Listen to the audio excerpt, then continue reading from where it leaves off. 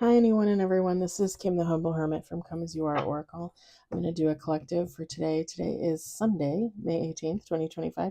You may follow me on the Talk, the Tube, the Lemonade, the Blue Sky Social, the Pinterest, my blog, or not.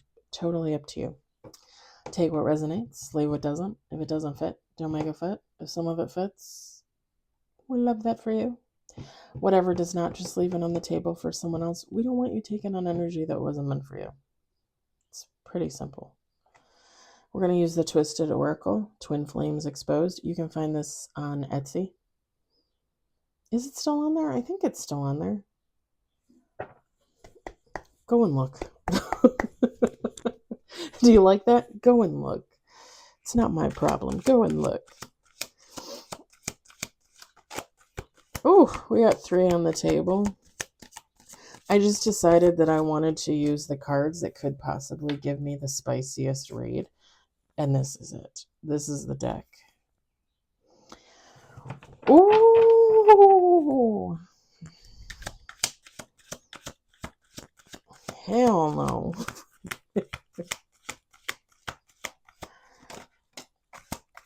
We got 4 on the table.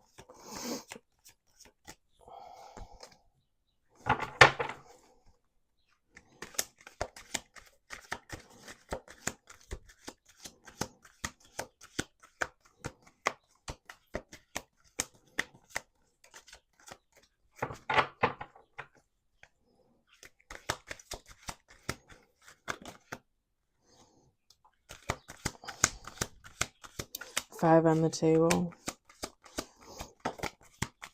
7 on the table. Okay.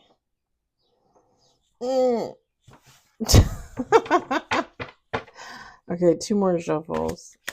This is making me laugh. I love these cards. I really do. It's funny because you can get like really like salacious, sexy reads out of these. Cheaters, liars, masks. And then you can get just very like positive, vibing, turning your life around kind of reads. It's so funny how the cards are just, they're in your hands, but the story's not. You know what I mean?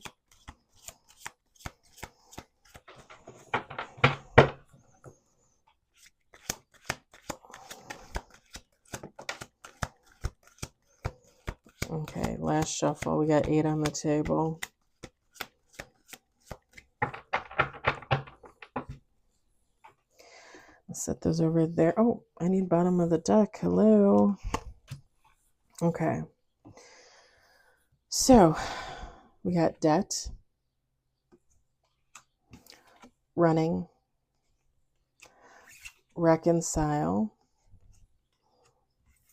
health,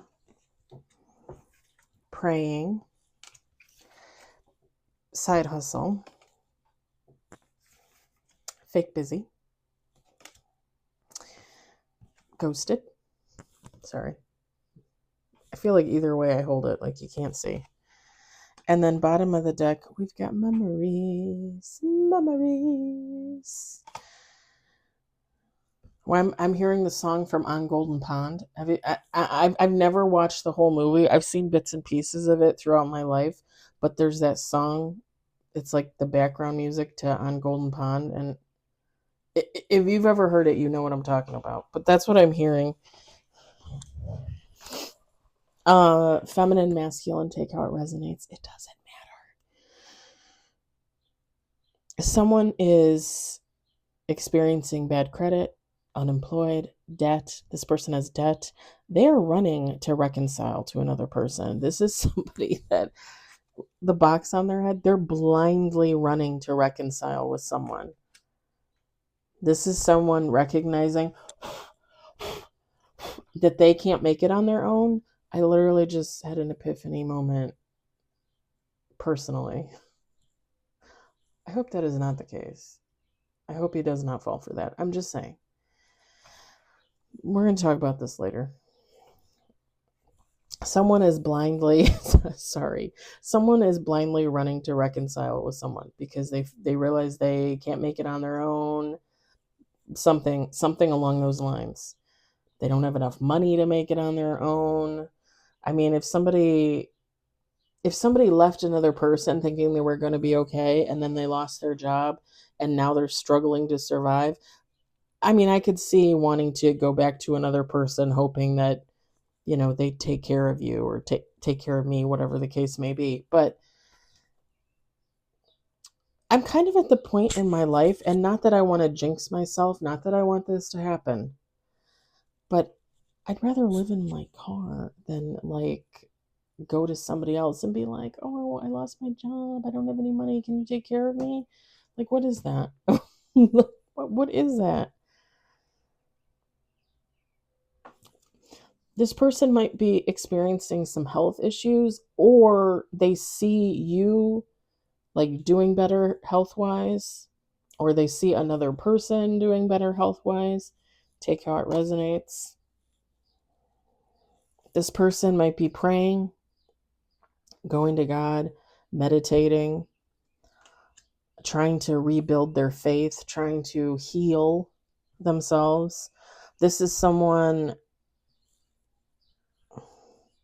they could also be watching this other person pray, meditate, heal, have faith. They could be looking for a side hustle, or they could be watching somebody else have a side hustle. Now, when I see side hustle, to me, that means you already have like a regular job, like a 9 to 5 or whatever. You have a steady paycheck. The side hustle to me is like, you know, like if you Uber like 2 days a week, or, you work at the checkout lane at the local grocery store for 3 days, 3 nights a week after work, right? Like a side hustle is a side hustle. Me reading tarot, me putting myself out there to do paid readings, that would be a side hustle. I have a full-time job. You know what I'm saying? Like the side hustle to me is not a full-time job. And anybody out there trying to make the side hustle a full-time job, I mean, eventually it's not a side hustle, right? It's a full-time job. So to me, this is just someone that has a job, that has a little side job, part-time job, extra work, that kind of thing. So if this person doesn't have a job, odds are they're watching somebody else hustle. They have a full-time job, they have a part-time job, and they're like, "Oh, that person can help me out. Let me run towards them." Right? Whoever that person is, that is in their element, that is working, that has the side hustle, that has their faith, that's healing, that's praying, that's meditating. If this person tries to come back and reconcile, this person is going to be fake busy. Like, "Oh, I'm sorry, I don't have time to meet for coffee. Oh, I'm sorry, like, I have enough friends in my life." Like, I don't have room for any more, sir and or ma'am. I know how they feel. That's for a past person, depending on that past person, that is probably exactly how I would feel. I'd be like, "Yeah, I don't really have time for that. But thanks anyway."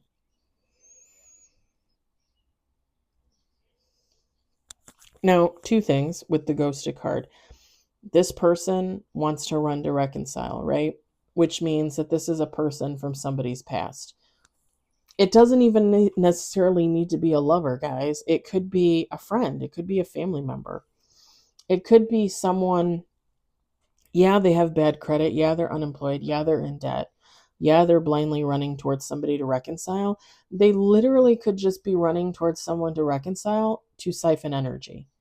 Because when you siphon somebody's energy, more positive energy for yourself, this person could get a job. This person could pay off their bad credit, their debt, right? Energy is energy. This is someone that could have ghosted this person, this hustling person. Now, this hustling person is going to ghost this running person. Like, "No, sorry. I don't have time to hang out. Nope, sorry. And then they're just going to stop answering calls and texts. And it's people will say, "Oh, well, you're just doing to me what I did to you, and that's childish." No, no. Here's my thing.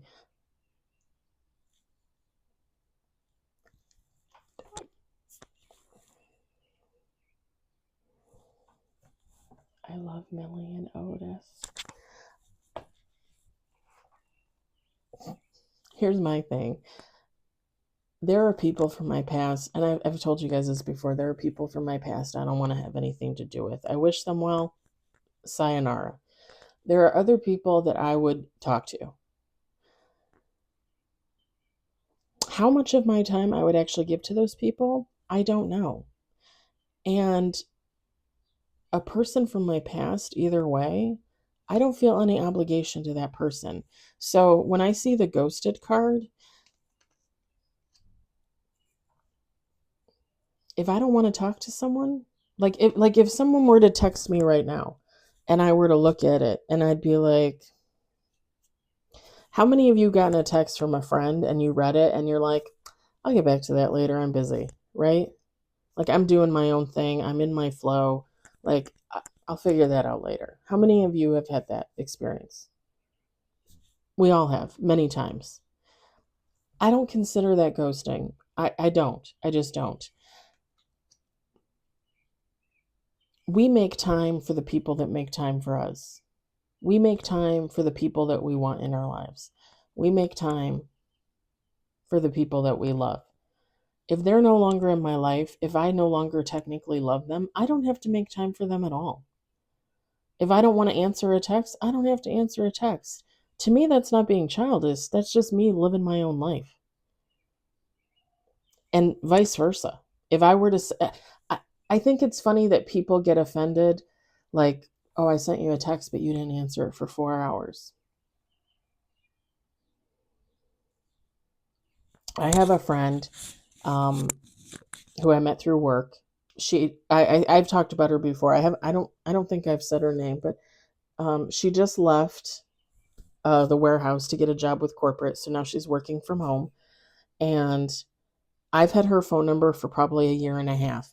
Anytime I message her, she probably literally doesn't answer me for like 12 to 16 hours. I don't get offended by that. She doesn't have kids, but she has a husband, she has a dog, she has a life. I see her at work, or I used to see her at work, for 4 days a week because we had the same schedule. I don't get offended when she doesn't text me back right away, like at all. She has a life. Do you know what I'm saying? Like, and I guess I just expect that energy reciprocated. Like, it's not my job to text you back right away. It's my job to text you back when I feel like texting you back. I don't consider that ghosting. I don't consider that mean. I don't consider that matching energy for energy. Like, I'm going to do what I want when I want to do it. I'm an adult. I'm going to be 45 next month. If I want to text you back right away, I'm going to text you back right away. If I don't, if I need to think about something, then I'm going to let it sit for a minute.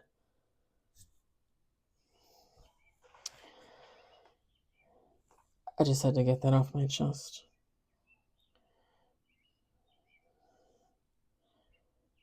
Now, don't get me wrong, there are some things that might be time sensitive where you like text a friend and you need like an answer.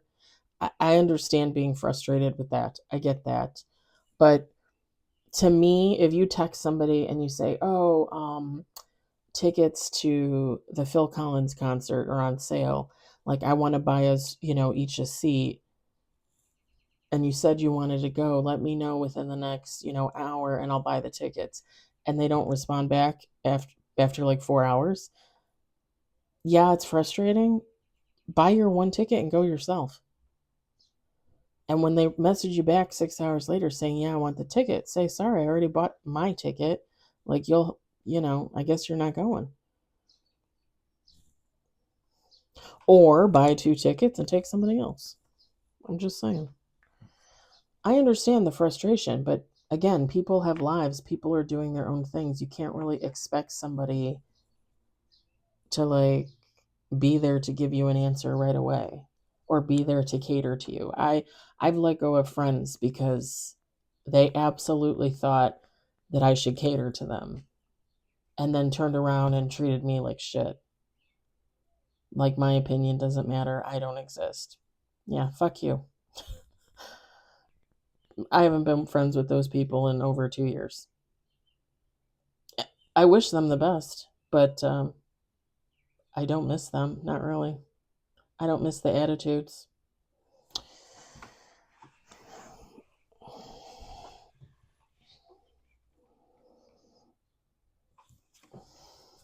When I look at this card, I think of good memories. I don't necessarily think of, oh, my fan is turning on by itself. That's interesting. It does that all the time. I don't necessarily think of bad memories. Take how it resonates for you. I feel like whoever this past person is, there's memories. To me, more positive than negative. Um, but that, again, that doesn't mean that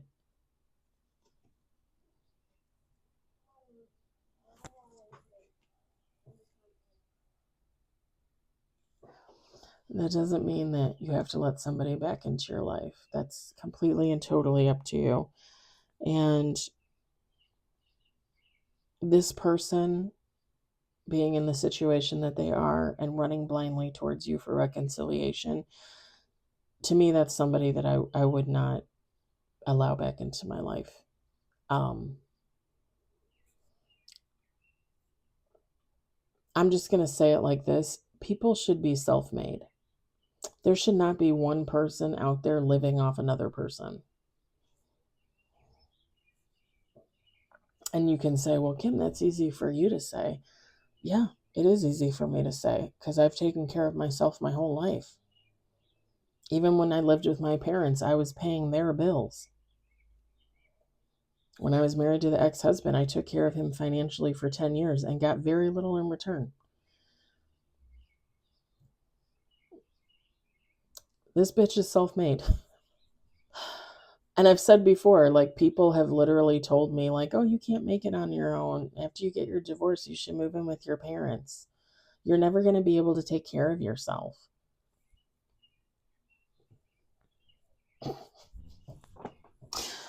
I used to be so pissed off, and so flabbergasted.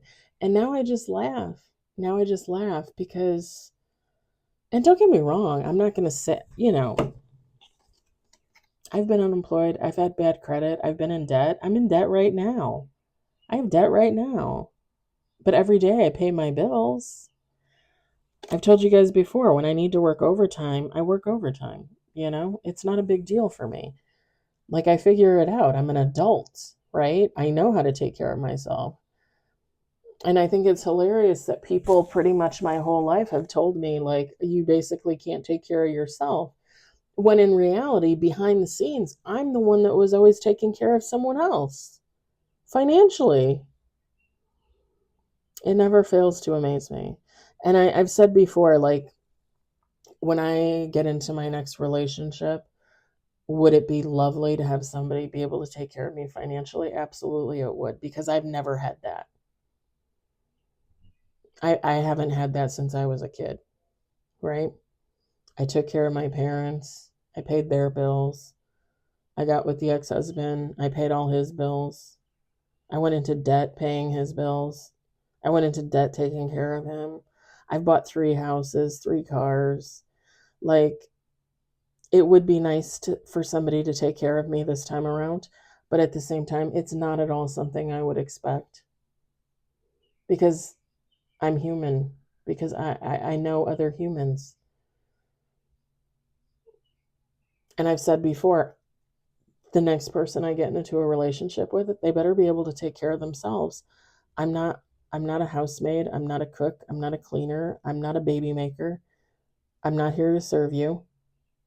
Like, relationships are equal give and take, and I will not get into a relationship with some turd that thinks other people are there to serve them. I've already been there. I've already done that. I'm not doing that again. I'd I'd rather be alone. I'd rather be alone.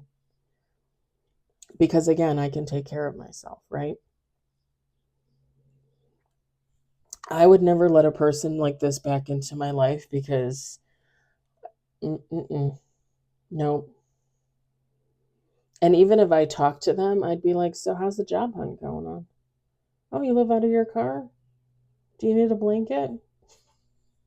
I'm not offering for somebody to move into my home just because they're homeless.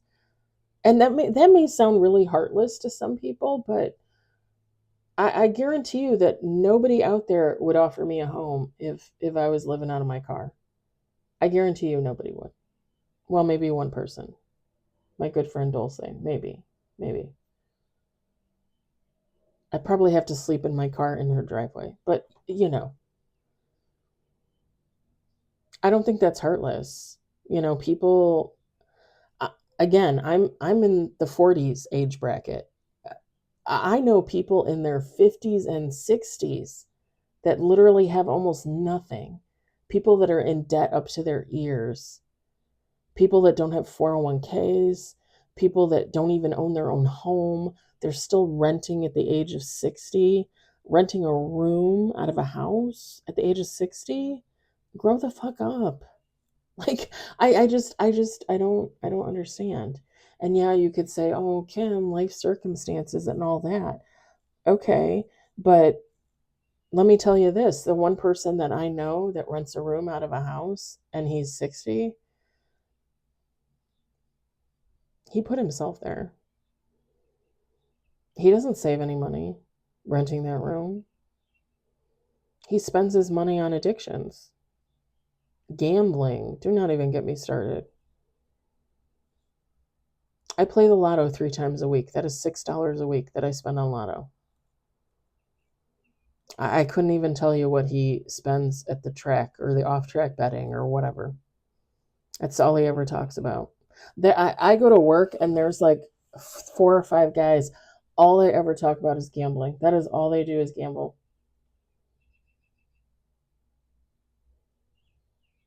I don't get it.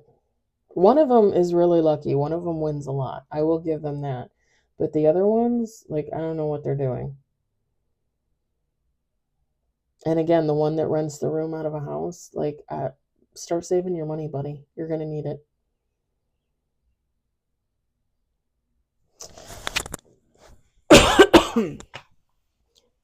Anywho, I would keep my good memories of whoever this person is and move forward without them. I'm just saying. Take how it resonates for you. I'm going to be done with this because the energy is kind of like sad, kind of. Not depressing, but kind of sad. I'm not going to lie. I hope it resonated for you. I hope you enjoyed it. I hope, if anything, you found it entertaining. Hopefully, you don't think I'm a bee. I hope everybody has a great day or evening. I'll talk to you later.